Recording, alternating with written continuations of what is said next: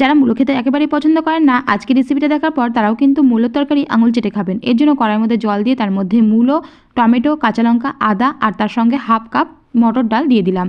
এগুলোকে হাফ করে সেদ্ধ করে নিতে হবে।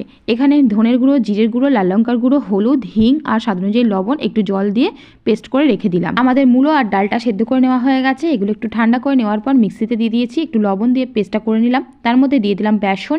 এবার এর মধ্যে হলুদ, লাল লঙ্কার গুঁড়ো, ভাজা মশলা আর এক মুঠ ধনেপাতা দিয়ে ভালো করে মেখে রেখে দেবো।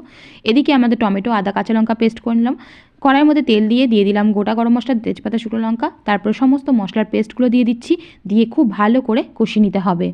মশলা কষানো হয়ে গেলে এর মধ্যে জল দিয়ে দিলাম আর একটা ছিদ্রযুক্ত থালার মধ্যে একটু তেল মাখিয়ে ডালটাকে এইভাবে বড়ার মতো করে দিয়ে 15 থেকে 20 মিনিট মতো রেখে দিতে হবে। কয়েকটা বড়া ভেজেও নিচ্ছি।